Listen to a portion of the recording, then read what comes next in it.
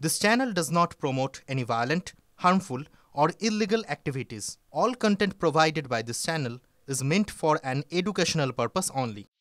কেন্দ্রের হুঁশিয়ারিতেই হলো কাজ। ইন্ডিগো ফেরালো যাত্রীদের টিকিটের টাকা। ধীরে ধীরে স্বাভাবিক হচ্ছে উড়ান পরিষেবাও। রোববার বিকেলে ইন্ডিগোর তরফে বিবৃতি জারি করে জানানো হয়, বর্তমানে তারা ১৬৫০টিরও বেশি বিমান চলাচলের পরিষেবা দিচ্ছে।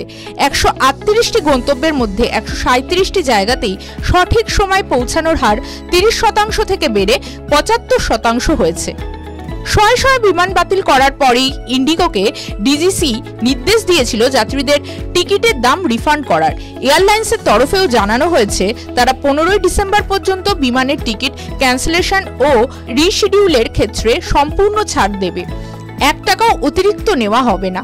যাদের বিমান বাতিল হয়েছিল তাদের টিকিটের দাম রিফান্ড করা হচ্ছে। ইতিমধ্যেই ৬১০ কোটি টাকা রিফান্ড করেছে ইন্ডিগো। অটোমেটিক রিফান্ডের ব্যবস্থাও করা হয়েছে। কেউ টিকিটের দাম ফেরত না পেলে তারা ইন্ডিগোর হেল্পলাইন নাম্বারে যোগাযোগ করতে পারেন। দ্রুত পরিষেবা স্বাভাবিক করার চেষ্টা চলছে বলেই জানিয়েছে ইন্ডিগো।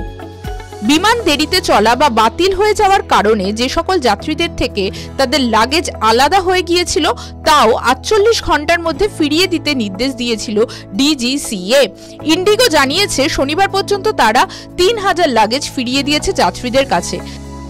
দিল্লি, মুম্বাই, বেঙ্গালুরু, চেন্নাই, হায়দ্রাবাদ, আহমেদাবাদ ও গোয়ার ইন্ডিগোর পরিষেবা মোটামুটি স্বাভাবিক হয়ে গিয়েছে। যাত্রীদের নির্দিষ্ট সময় চেক ইন, সিকিউরিটি চেক ও বোর্ডিং হচ্ছে বলে জানিয়েছে বিমানবন্দরের ডিরেক্টররা। দিনে ২৪ ঘন্টায় উড়ান পরিষেবার উপর নজর রাখা হচ্ছে।